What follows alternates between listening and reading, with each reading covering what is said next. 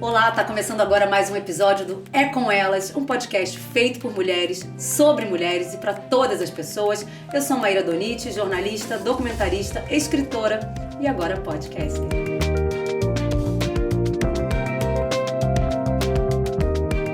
Que bom que você veio! A gente deixou esse último episódio, esse é o nosso último episódio, a gente deixou o assunto em aberto, pensando que poderia surgir algum tema que fosse recorrente nos nossos outros episódios. E de fato, a saúde mental foi um tema recorrente em todas as entrevistas, todos os depoimentos. Claro que a gente tinha que falar sobre saúde mental, principalmente porque muitas mulheres hoje têm tido questões de saúde mental. E aí eu pensei, quem que eu poderia trazer para essa conversa? Bom, vou trazer duas mulheres que são, primeiro, incríveis, que eu admiro demais, e segundo, que falam muito sobre saúde mental. Elisama Santos, Lia Rizzo. A Elisama dá palestras sobre saúde mental. A Lia Rizzo é jornalista, é também especialista, em comportamento de mulheres. Queria agradecer muito vocês estarem aqui. É o nosso último podcast da temporada, com duas mulheres tão maravilhosas. Você, eu já fiz seus cursos, já li seus livros, você eu acompanho há tanto tempo, que é minha amiga. Muito obrigada por vocês estarem aqui. Nossa, um prazer gigantesco estar tão bem acompanhada aqui com vocês. No último, né? No último, responsabilidade. Mas a gente deixou isso em aberto, assim, que sei lá, pode surgir um tema, alguma coisa. E aí depois, quando a gente foi ver, todo mundo falava sobre saúde mental, porque a saúde mental das mulheres de fato está comprometida, né? Eu estava lendo outro dia um levantamento falando que, acho que era do Think Olga, falando que 45% das mulheres entrevistadas tinham alguma questão ligada à saúde mental, né? E aí eu falei, vamos falar sobre isso, vamos falar sobre a saúde mental das mulheres, mas primeiro eu queria que vocês se apresentassem. Eu acho que a gente às vezes fica lendo, sobre a pessoa, fica uma coisa meio protocolar. Então eu queria que vocês falassem sobre vocês, o que vocês têm feito, como é que vocês têm se definido atualmente. Primeiro Elisama, depois a Lia. Nossa, eu gostei de como é que você tem se definido atualmente, né? Porque essa definição ela vai mudando o tempo inteiro e essa é uma das belezas da vida. Bem, eu sou Elisama Santos, eu sou escritora e eu acho que essa definição não pretendo mudar em momento nenhum. Pra sempre. Porque os livros estão pra sempre, né? A gente espera que não. Esse é o meu pra sempre, essa é a mãe. Eu amo escrever, então eu sou escritora. Eu sou psicanalista. A psicanálise pra mim é uma paixão, então apesar de não atuar na clínica, é o meu objeto de estudo, é meu hiperfoco, eu estudo o tempo inteiro psicanálise. E é muito importante, né, que você tenha também essa pegada, né, esse conhecimento. Sim, eu sou apaixonada pela psicanálise e sou uma comunicadora. E eu entendi a importância de estar falando para as pessoas esses conceitos que são tão difíceis, sabe? Eu acho que a gente tem na psicanálise, nos estudos sobre saúde mental, tanta coisa incrível que pode nos ajudar no dia a dia, que fica ali trancadinho na academia. Eu acho que hoje a minha principal meta de vida é transformar esses conteúdos, tanto na ficção quanto na não ficção, mas assim, deixar acessível, traduzir, sabe? né? Traduzir. Eu acho que eu sinto que você faz isso muitas vezes. Eu sou filha de psicanalista, eu faço análise, viva análise, aliás. Né? É o que está aqui nos salvando. E você, Lia, eu realmente me perco um pouco, porque toda vez que eu fico um mês sem falar com você, sua vida já deu uma reviravolta. Então, por favor. Essa é a primeira palavra que eu falo. Sou meio maluca. Imagina. Mas brincadeira. O que eu ia comentar antes de tudo é que eu sou parte dessa estatística das 45% das mulheres que eu acho que não é que são acometidas, né, por alguma questão de saúde mental, mas que reconhecem ou assumem. Pensei exatamente isso. Que pesquisa é isso, né? E é um comportamento, inclusive, muito de mulher. Eu sou socióloga também, jornalista, mãe da Catarina, madrasta do Bruno. Hoje sou editora na Exame, da plataforma feminina, que foi criada para a gente ampliar a cobertura de diversidade com muito foco em mulheres.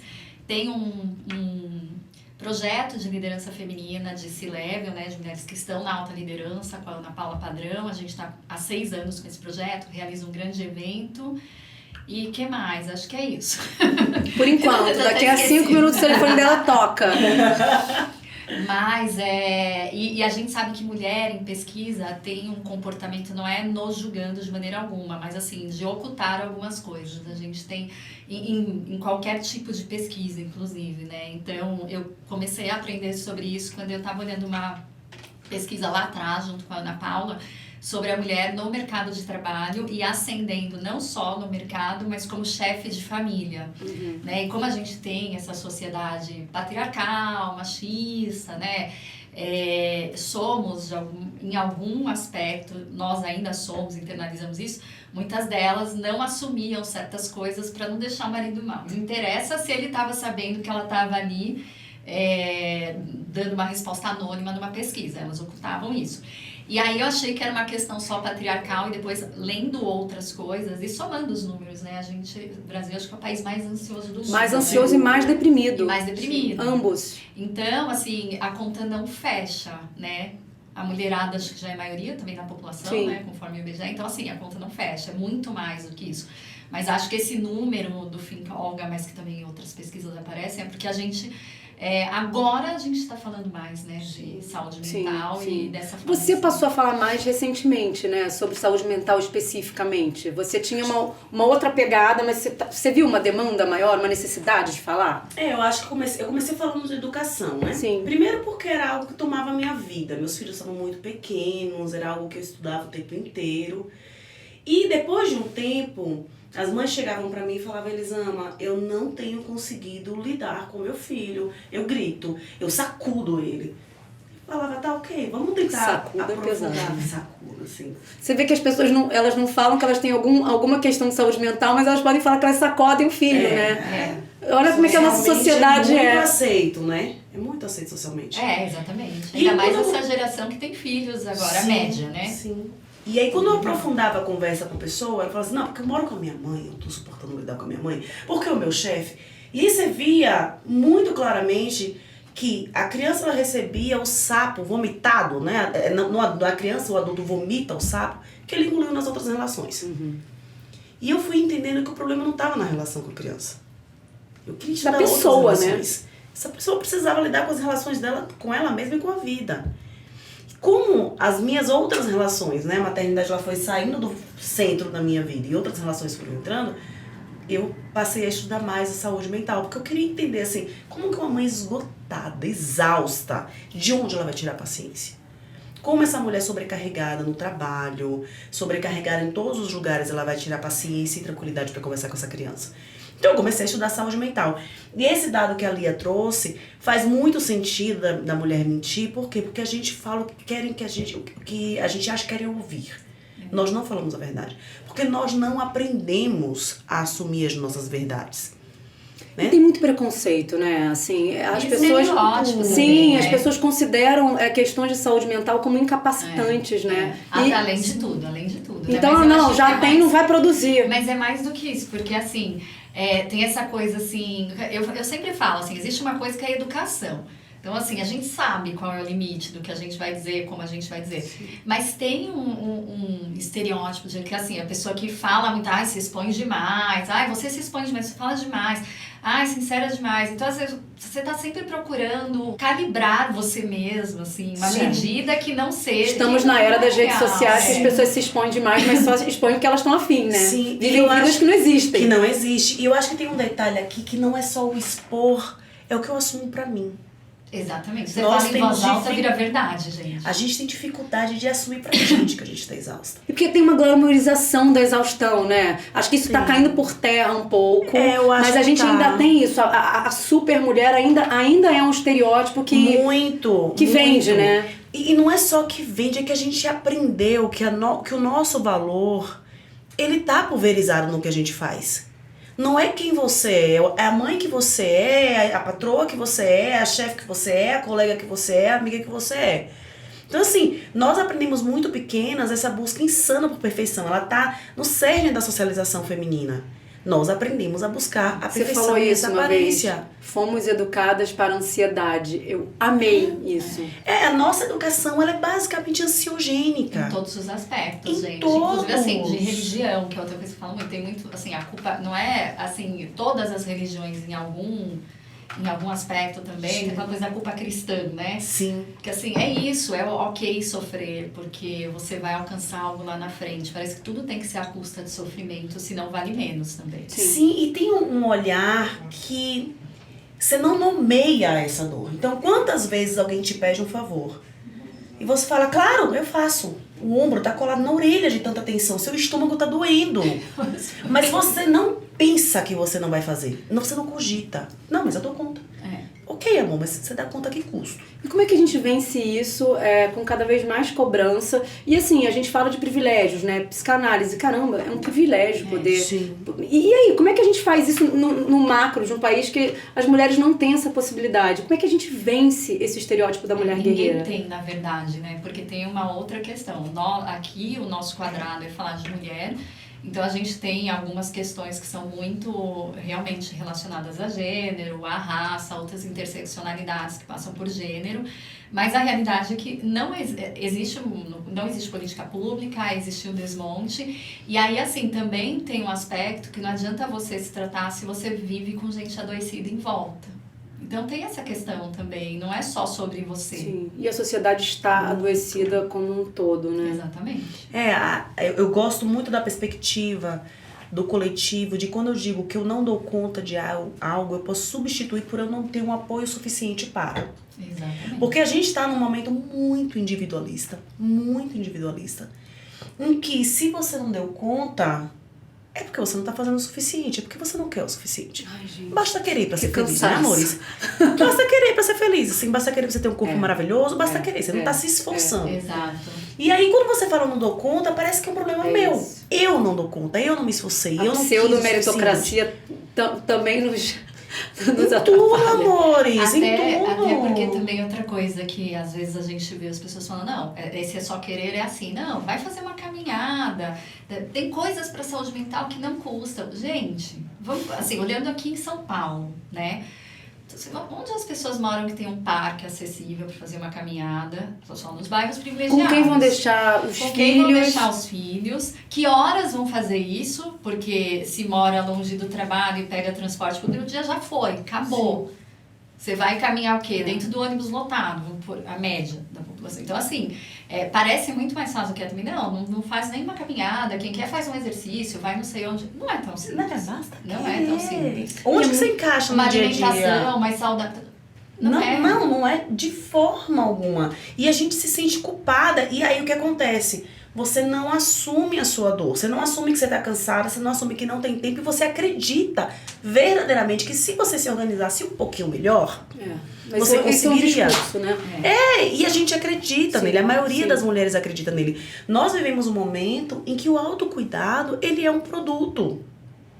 E é também uma meritocracia. Sim. Assim, quem pode ser isso? Né? Isso. Se ame, tome um banho mais longo. Ok, um banho mais longo pode me ajudar a suportar aquele dia difícil.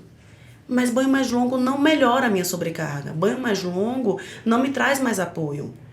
Eu preciso olhar para algo que é mais profundo. E aí, por que as mulheres não assumem, quando a gente fala inclusive das pesquisas?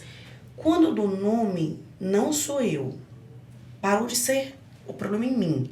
Tá me faltando apoio, eu começo a dar nome pro meu casamento, que putz, então, tem coisa que precisa melhorar nesse casamento. Eu começo a perceber que eu preciso trazer mais limites no meu trabalho. E aí, quando eu percebo o tanto de opressão e de violência que tá ao meu redor, o que eu faço com ela? Assim, desmonta esse cenário mentiroso. E você falou uma coisa muito certa quando a gente estava ali conversando, né? Que, assim, quando a gente chega num ponto que a gente... É ruim falar, mas o diagnóstico, né? Quando você tem um diagnóstico, ali você já está muito profundo, né? Ali quando você já começou a ter os sintomas físicos, quando isso já virou uma questão mesmo de você não conseguir fazer as coisas do dia a dia, porque já está há muito tempo, né? Como é que a gente poderia evitar isso? Queria que você falasse um pouquinho sobre isso, porque você... que eu passei recentemente, assim, por um processo, uma depressão muito severa, muito severa.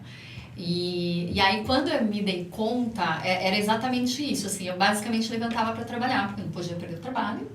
O boleto não tinha como. Eu podia delegar minha filha, eu podia não sair com os meus amigos, eu podia postar fotos para fingir que a vida continuava, para ninguém fazer perguntas, mas eu não podia perder os meus trabalhos.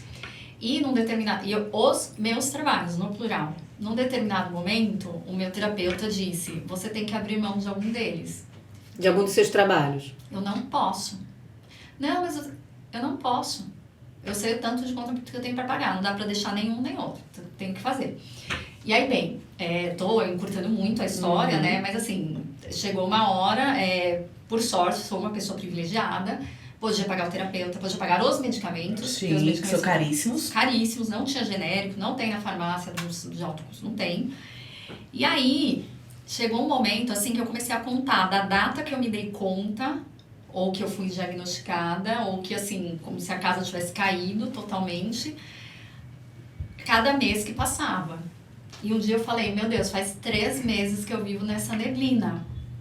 E eu tô fazendo tudo direito. Eu tô tomando remédio, eu tô dormindo, a minha filha passou a dormir todos os dias com o pai dela. Por que que eu não melhoro? Ao mesmo tempo que a gente 3 vai meses. entrando devagar, sair também vai ser devagar. Exatamente. E aí foi isso. Meu marido me disse, ele falou, pera, você não caiu de um dia pro outro. E aí eu fui olhando pra trás e lembrando de umas situações muito emblemáticas. E uma coisa muito recorrente, inclusive, é que eu várias vezes chegava no fim do dia pensando, nossa, eu acho que eu vou desmaiar a qualquer momento, em qualquer lugar. E aí eu achava um exagero, dizer pra mim mesmo, também não é assim. Menos. Final de semana vai chegar, você vai dormir. Sempre, exatamente, menos. E mais uma coisa assim, sem querer ser white people problem, mas eu pensava, gente, a minha vida é muito boa, muito privilegiada. Eu tenho uma amiga que há 3 anos perdeu o marido num acidente besta e ficou com os 2 filhos e tá aí. A outra não sei o quê. E essa amiga também foi muito importante, que eu lembro que um dia ela chegou pra mim e falou, dor é dor. É isso, não se relativiza a dor, Você gente. sabe que Cada você tá pessoa sentindo. tem de um Mas jeito. você tem essa hierarquia também. Então, assim, eu não conseguia identificar. E aí, quando essa chave virou, que foi do 3º para o 4º mês, que eu realmente, assim, olhava, falava, do dia 25 ao dia 25, 4 meses. E aí eu falei, poxa, realmente não foi de um dia para o outro. Então foi horrível constatar. Eu me senti mal comigo mesma de ter sido tão negligente comigo. Porque aí vem uma outra Claro, culpa, né? Então, sempre, claro. Como eu é uma deixei? coisa assim, de Como Aí é eu muito deixei parecido, passar, porque eu sim. ouço você falar e eu lembro de mim também. Eu acho que isso é muito parecido entre as mulheres força, tem mesmo. Sim. umas imagens super bonitas com frase bonita do Instagram, assim, que é você abraçando sua criança interior, sei lá, eu, a criança lá de trás. É muito bonito aquilo, mas assim, eu nunca me vi nessa imagem, assim, é sempre isso, assim, nossa, tive um insight, putz, foi você, querida. Mas foi horrível, mas ao mesmo tempo me deu um certo alívio, porque eu realmente esperava que aquilo melhorasse muito mais rápido. Então foi importante entender que não tinha sido rápido entrar, que também não ia ser rápido Isso. sair. Tem 2 coisas no que você falou que eu preciso comentar. A primeira delas é que a gente tem uma tendência muito grande de ver o adoecimento, a depressão, como socialmente falando. Ah, mas é uma frescura. E aí eu vi a Ana Sui falando isso em uma aula e eu amei, que é justamente o oposto, é a ausência do frescor.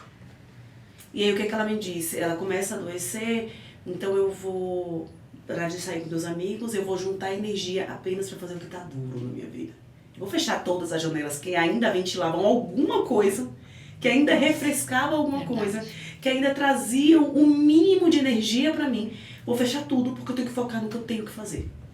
E o que eu tenho que fazer é o que tem de mais duro na minha vida. É o que tira o frescor. Sim. E aí eu adoeço. Sim.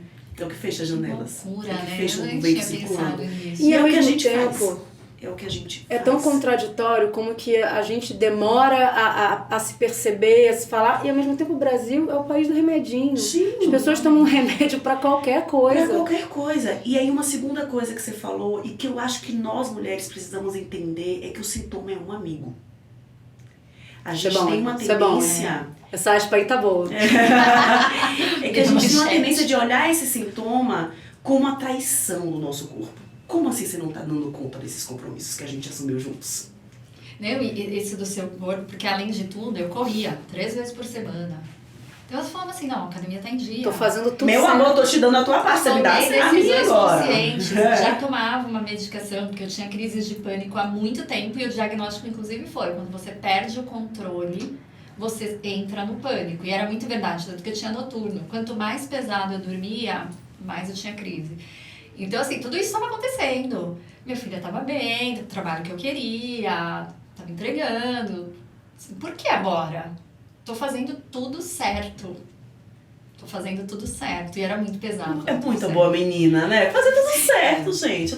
Cadê meu 10? É isso. E a gente precisa entender também que o 10, ele era gostosinho quando a gente era criança. Fazer tudo certo era uma delícia.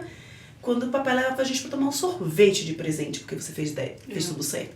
Mas na vida adulta, fazer tudo certo não te faz dormir melhor. Eu acho que nem na adulta, porque sabe que, acho que em 2018, eu fiz uma reportagem bem grande, né? O foco era suicídio entre jovens e adolescentes, que é a população onde mais cresce esse índice, acho que até hoje. E as pessoas não gostam de falar sobre Não. isso. Ali começou até a virar uma chave, porque aqui em São Paulo foram 4 suicídios em colégios de elite, meio que um atrás do outro. Sim.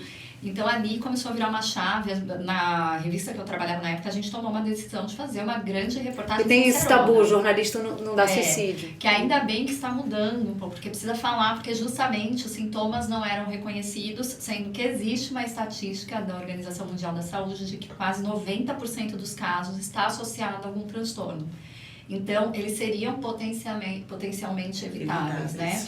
Mas uma das coisas que me chamou a atenção, e o meu terapeuta na época foi a minha fonte, inclusive, que ele falou assim, a gente, desde muito cedo, associa performance a uma boa saúde mental. Então, se a criança ou adolescente tem boas notas na escola, Sim. eu ouvi isso dos pais que eu entrevistei, de meninos de 15, 16 anos que se mataram. Não, mas meu filho era um excelente aluno.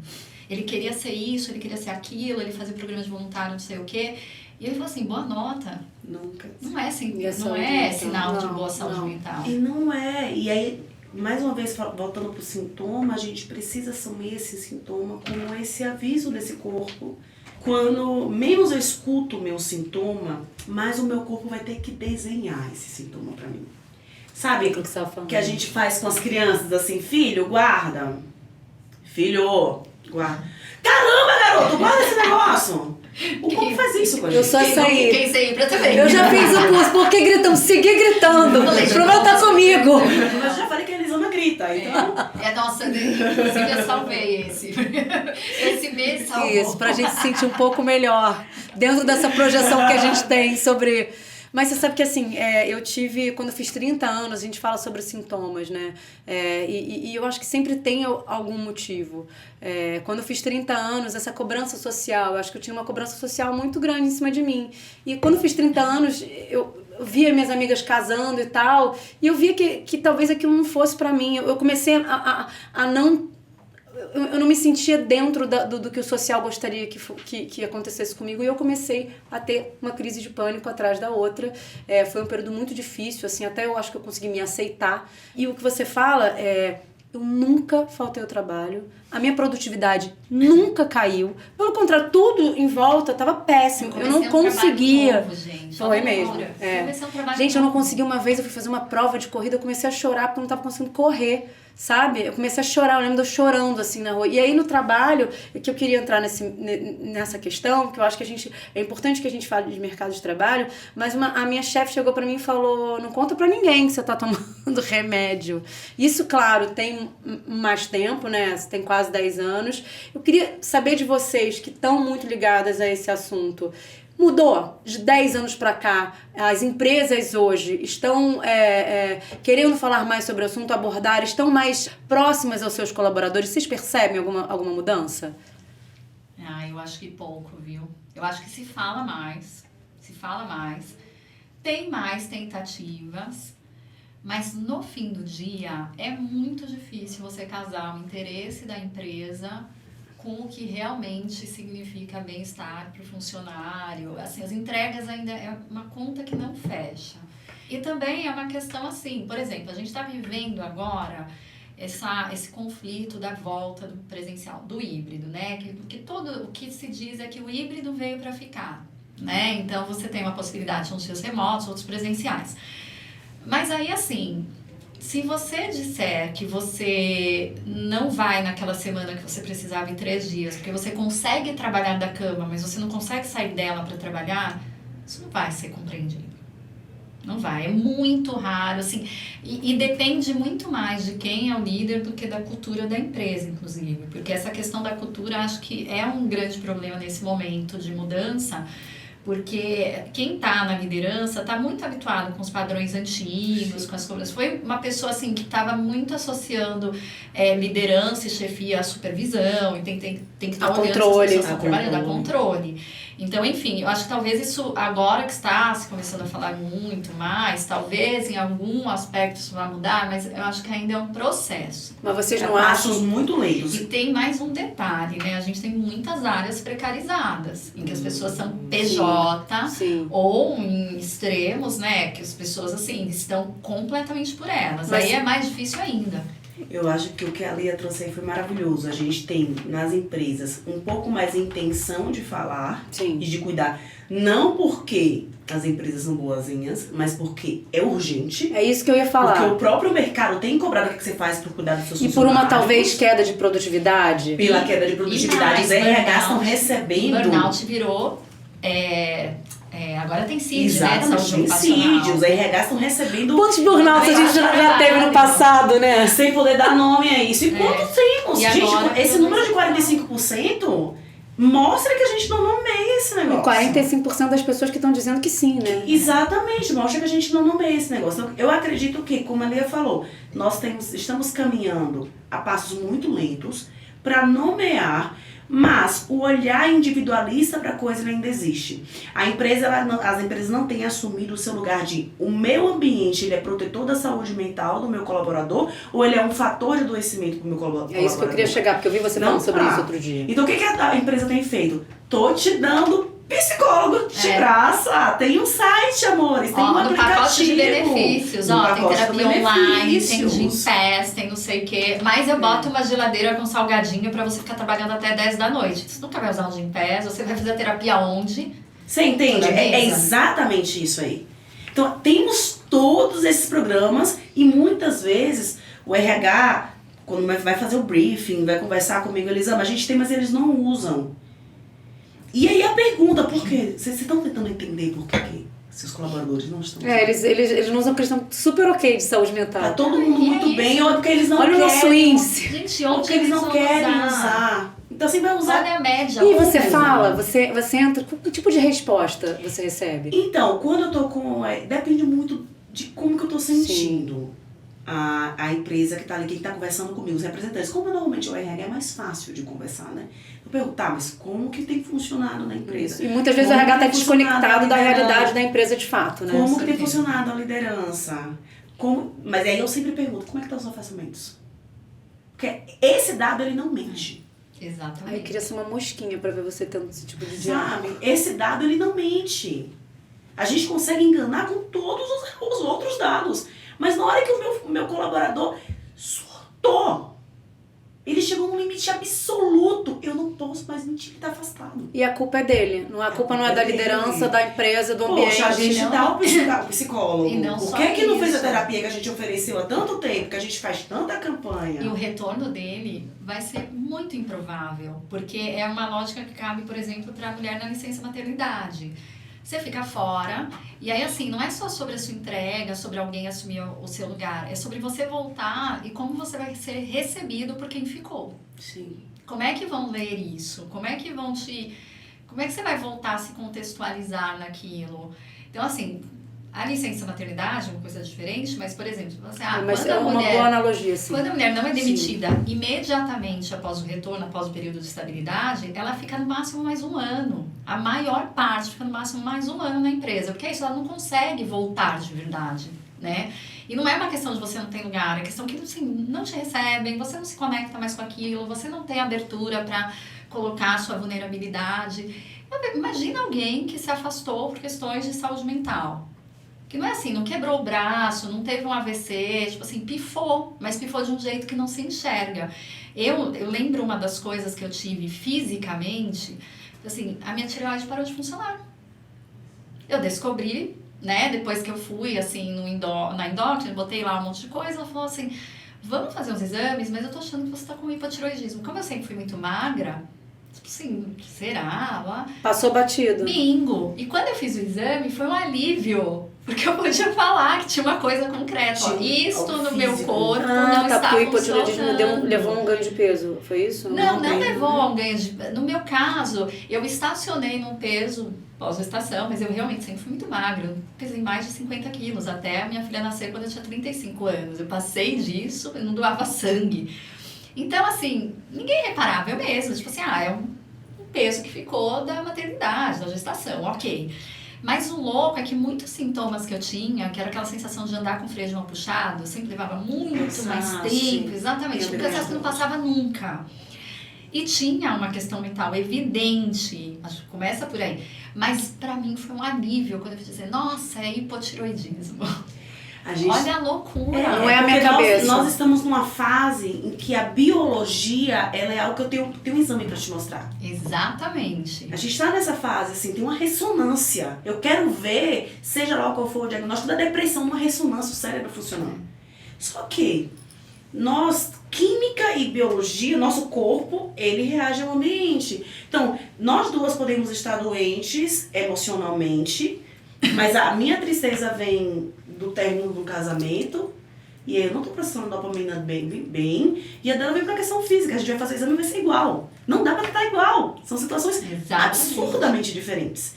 Mas se a gente olhar somente um exame, aí a gente tá olhando como se fosse a mesma coisa e vai responder a causas diferentes de formas iguais, não vamos ter o mesmo resultado, um resultado satisfatório.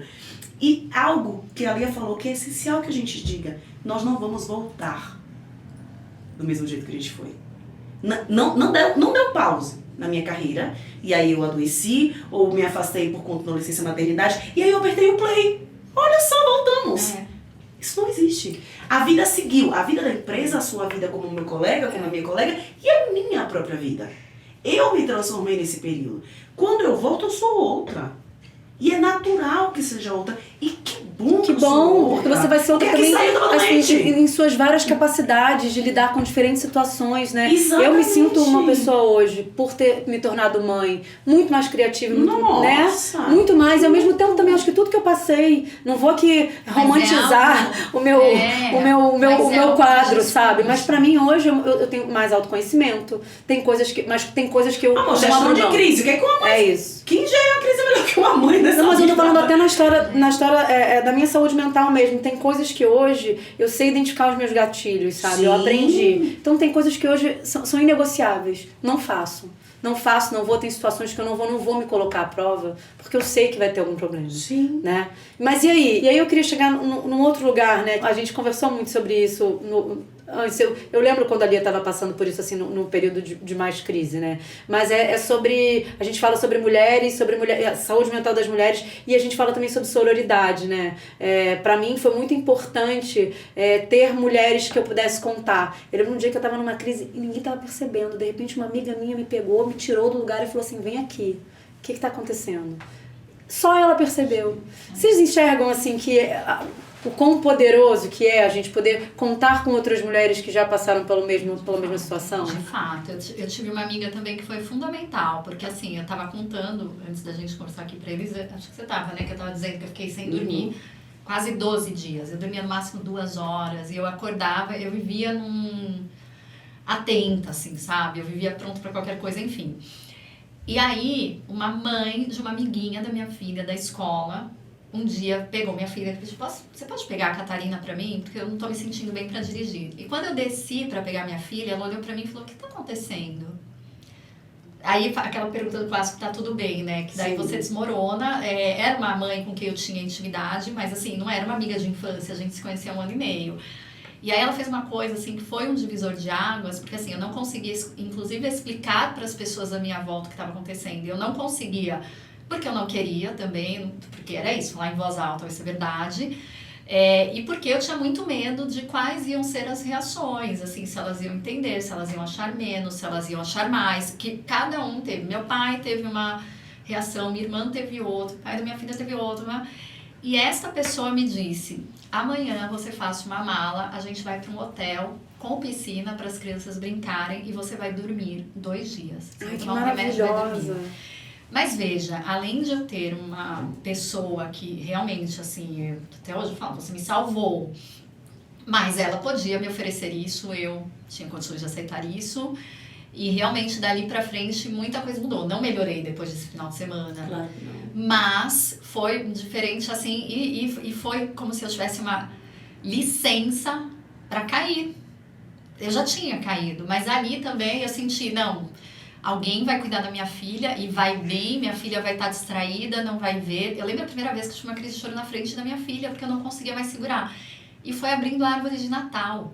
Eu lembro que eu olhava para aqueles galinhos, sabe aquela árvore que vem toda enrolada? Uma atividade banal, né? Quando eu olhei para aquilo, eu falei, meu Deus, mas é muito, como é que eu vou fazer isso? Era abrir uma árvore de Natal. Enfim, mas de novo, eu estou num contexto em que era possível, porque às vezes você até tem pessoas, mas a gente tem que lembrar sempre dessa coisa de, a gente está falando num espaço que muito poucas mulheres e pessoas têm acesso.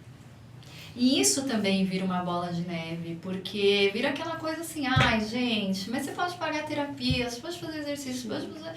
Por que você vai, entendeu?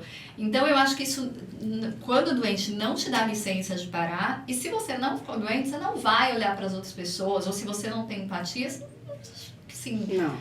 tem que trabalhar, tem que pôr comida na mesa. Imagina uma pessoa, uma mulher que é autônoma, que trabalha como... Eu até ia falar sobre isso, né? Porque a gente está falando de empresas, a gente está falando de pessoas que trabalham em empresas, mas a gente tem muitas mulheres que são autônomas, muitas mulheres empreendedoras, e que essas aí não podem parar mesmo de jeito nenhum, né?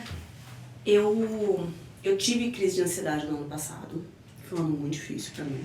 Acho que eu vi você falando no Instagram. Você falou no Instagram. E só um parênteses, Elisama, porque no ano passado, muitas pessoas no meu entorno, pessoas assim como você, que você fala assim, não, essa pessoa vai segurar mais a onda, tiveram esses episódios. Você acha que é um rescaldo também da pandemia? Claro. Não, né? Foi o ano que a gente falou, normalizou. Normalizou, mas e aí o corpo que a gente fala... teve a ilusão de que ia apertar o play. Voltando. Exato, esse voltar. E aí você olhou a vida e falou, peraí, não voltou. Eu sou outra, a vida é outra, tem muita coisa mexida aqui. Eu tive crise de ansiedade no ano passado, iniciei medicação nem foi com a psiquiatra. Eu não procurei o psiquiatra. Eu olhei a vida e falei, não, mas a vida tá difícil, mas eu tenho que dar conta da vida. Você vê, a Elisama Santos falando isso pra ela mesma, a gente Imagina a classe tamo média. mal, amiga, tamo mal. Imagina a classe média. Tem que dar conta disso mesmo, a vida tá dura. Vai fazer o quê, querida? Levanta e vamos nessa. Você tem uma casa pra sustentar, muita coisa pra fazer, você não pode adoecer. Porque é isso, não tem carteira assinada. Se você não trabalha, você não come, gatinha. Você tem que planejar a parada. Como se o corpo fosse planejar o adoecimento. Então eu comecei a tomar um remédio porque a minha endócrina me passou. E aí depois de um tempo que ela tentou me convencer psiquiatra, eu não precisa, agora não, tô ótima, tô dando conta. A ilusão da performance, tô performando, tá tudo certo. Quando eu fui na psiquiatra, quando eu comecei a tomar um remédio, que eu respirei, eu olhei e falei, cara, eu tava muito mal. Como que eu não percebi o quanto eu tava precisando de ajuda? E eu tive uma conversa muito interessante com a minha psicóloga, que ela falou, Elisama, você vive falando que você não pode parar. Você sabe que se você não parar agora pra cuidar, você vai parar.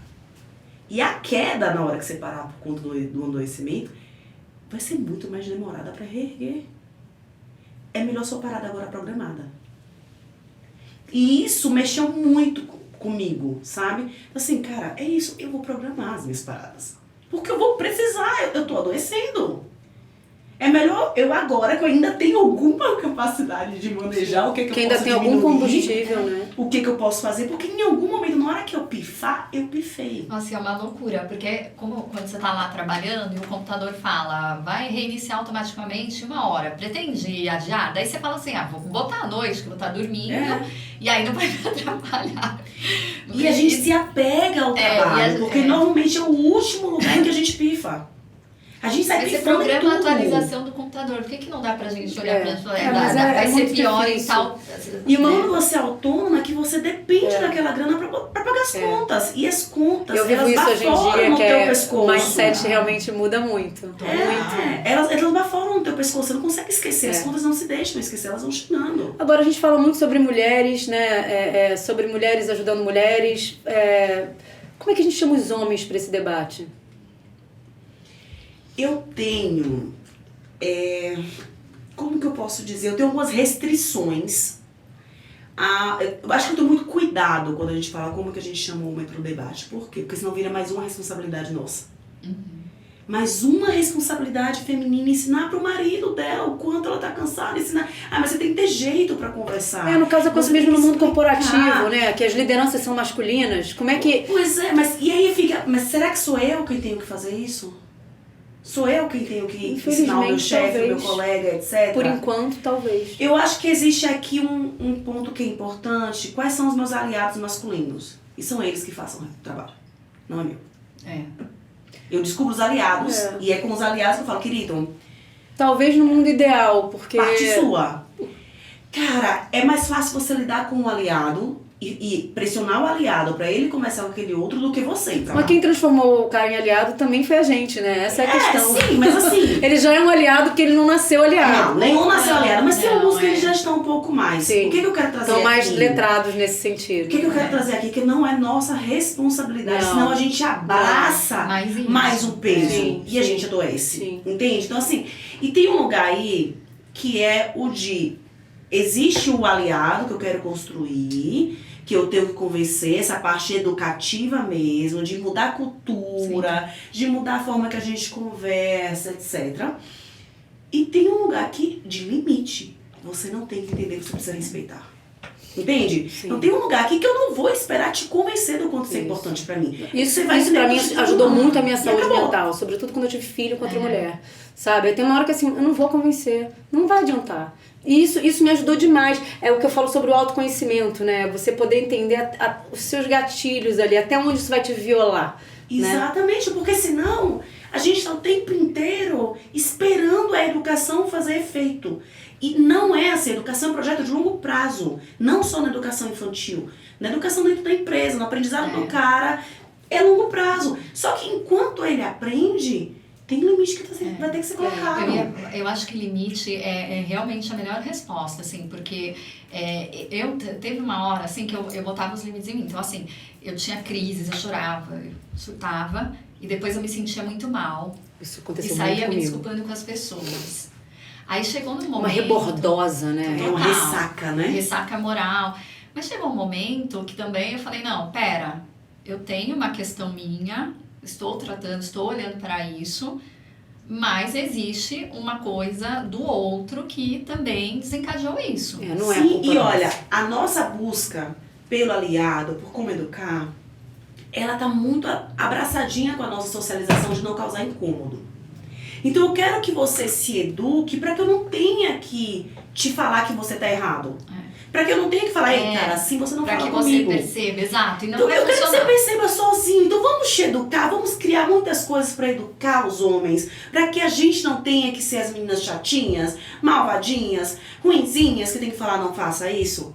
E nós precisamos assumir o lugar de que às vezes vai ter incômodo, sim. E que toda mudança tem incômodo. Incômodo, e que eu preciso colocar o não, e eu preciso assumir o conflito. E eu preciso sustentar o desconforto de te ver desconfortável. Por isso que eu acho que nós mulheres não conseguimos. Eu hoje acho que como uma mal, gente, não dá eu hoje acho que como uma mulher privilegiada, eu tenho o privilégio de incomodar, sabe, de poder incomodar. E eu uso esse privilégio muito hoje, sabe? Eu distribuo voadora e tá tudo bem. Às vezes, gente, não dá. Tem hora que precisa. Mas isso é um privilégio que eu acho às vezes que eu não quero usar isso, mas pra mim, hoje em dia, tá tudo bem trazer, tá tudo bem incomodar, tá tudo bem, talvez, ter essa responsabilidade. Porque pra mim ela não me faz mal hoje. Ela já me fez mal em algum momento, hoje ela não me faz mal. Eu tenho essa responsabilidade, talvez amanhã eu não queira ter, talvez eu não queira ter 24 horas, mas eu consigo hoje, talvez, entender que eu preciso usar esse caminho. Tá acabando o nosso tempo. Queria fazer uma pergunta pra vocês. 3 perguntas. Uma é: como está a saúde mental de vocês atualmente? Já que vocês começaram se definindo, agora definam a saúde mental de vocês hoje. Pode ser que mude amanhã, seja diferente. Eu sei que tá exausta. Mas hoje, assim, eu tô cansada. Numa semana também atípica de trabalho, são as próximas 2 semanas, né? Mas no meu caso, e na quinta-feira vai fazer 5 meses que eu percebi que tinha uma coisa muito errada.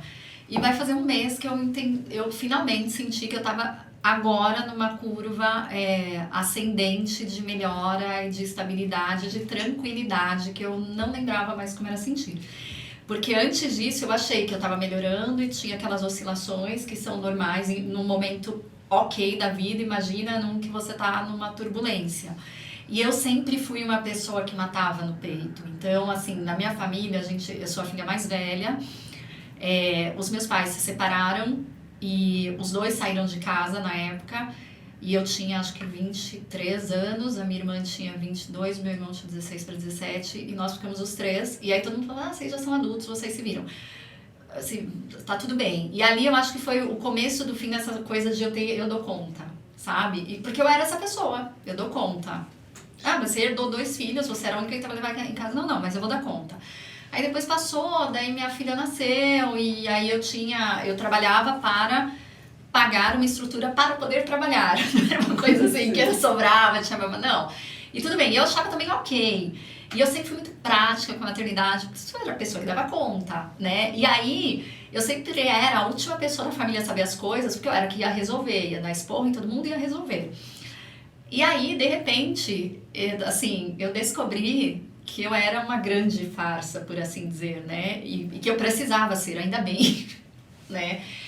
Mas eu achava, de novo, que ia ser uma coisa que ia melhorar rápido. E quando eu achei que eu estava melhorando a primeira vez, eu já quis voltar para essa pessoa que eu era ali, que dava conta de tudo, né? E aí, quando eu precisei delegar a minha filha por 1 mês e meio, eu não conseguia dormir com ela. Ela vinha basicamente me visitar, que era o que eu conseguia dar para ela. Ali eu entendi que não ia ser fácil, que não ia ser rápido, porque era a coisa mais difícil e mais inimaginável que eu já tinha feito. Enfim, entendi, não tinha como. E aí, agora, tem algumas semanas que eu percebi que realmente tinha chegado uma estabilidade, assim, com muito custo, sem romantizar, mas assim, quando eu deixei de lado essa versão que eu nunca vou ser, nunca mais vou ser, talvez nunca tenha sido, eu achava que eu era. E aí chegou a estabilidade, mesmo com muito cansaço. Se eu estivesse nesse nível de cansaço há 2 meses, eu provavelmente já estaria aqui. Eu te mandaria uma foto rindo, ai amigo, me atrasei porque tenho trabalho aqui, que é o que eu fazia também. As pessoas tinham que achar que tava tudo bem. Porque passa pelo auto-perdão também, né? Exatamente. O auto-perdão é um processo de cura. Então agora, e eu sei que é uma jornada, assim, não tenho pressa de parar de tomar remédio, voltei a correr só agora, fazer o raio do exercício, então enfim, mas eu acho que eu tô na curva de melhora sem poder, não é me cobrar de estar atenta. Mas eu acho que eu cheguei numa tranquilidade que as coisas estão finalmente indo para um caminho de melhora mesmo. Que bom. Que delícia. E conte com a gente. Bom. E você, Elisama? O Winnicott dizia que a saúde mental é você conseguir ficar bem só. Ele não queria dizer que você não é independente, que você é independente, não é isso. O Winnicott acreditava na independência relativa. Sou relativamente independente porque eu sou um ser sociável. Social e preciso do outro. Mas ele falava que a gente tem saúde mental quando a gente tem segurança e tranquilidade para ficar só. Então eu gosto da companhia, mas eu consigo ficar sozinha. E eu acho que eu tô num momento na minha vida que eu tô bem. Tô conseguindo ficar só muito bem. Tô curtindo a minha companhia. Tô curtindo o não tá fazendo coisas pros outros o tempo inteiro. Tô conseguindo enxergar os limites de uma forma mais clara, sabe? Então acho que eu tô, apesar de estar num momento cheio de mudanças na rotina, com a criança, na família, eu tô conseguindo ficar bem só. Então eu tô me definindo hoje como alguém que tá saudável. Ainda bem, assim. Só por hoje. Só por hoje. E o que você faz quando você tá sozinha, na sua companhia, que você não tá trabalhando? Qual é o seu hobby? Eu sou uma pessoa que amo ler e estudar. E que eu preciso me dar freio. Quando eu não tô trabalhando, eu tô estudando. Eu tô estudando. Eu tenho que me dar freio às vezes, que assim, dia desse eu em casa sem fazer nada, porque eu vou fazer o quê? Não tá bom. Vou estudar piano. Me ajuda tem um piano em casa. Piano eu acho legal, Meu filho tem um queria. teclado em casa. Achei um aplicativo pra estudar teclado. Isso é bom. aprender a tocar, assim, um hobby. Então, por menos leituras de livro e mais leituras de partituras. Eu tô aprendendo olha, gostei. Eu tô aprendendo a me cobrar menos, a curtir olhar pro teto, brincar com o gato. Adotei um gatinho agora. Ele foi encontrado no bueiro, no condomínio.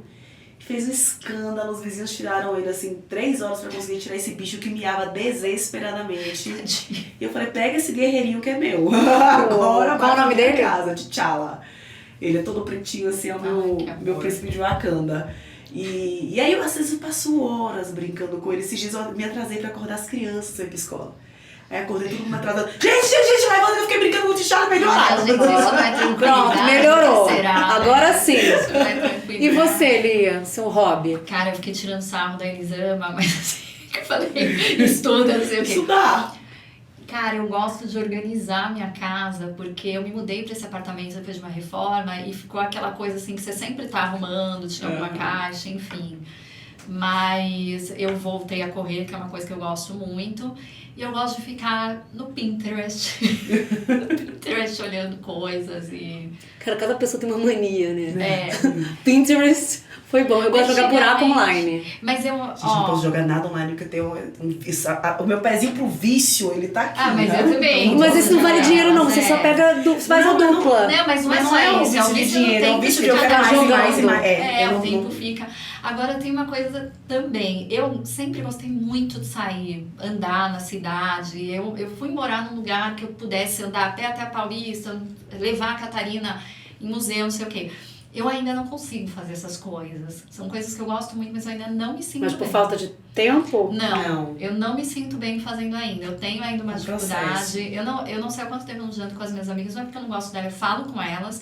Assim, essas coisas que eu gosto muito eu ainda não faço. Tô saindo assim, Vamos saio com fazer. meu marido, Vamos abrir janelas. que é o meu lugar seguro ainda pra fazer tal coisa, depois volto pra casa, ou saio com a Catarina pra ir comer um lanchinho que ela gosta.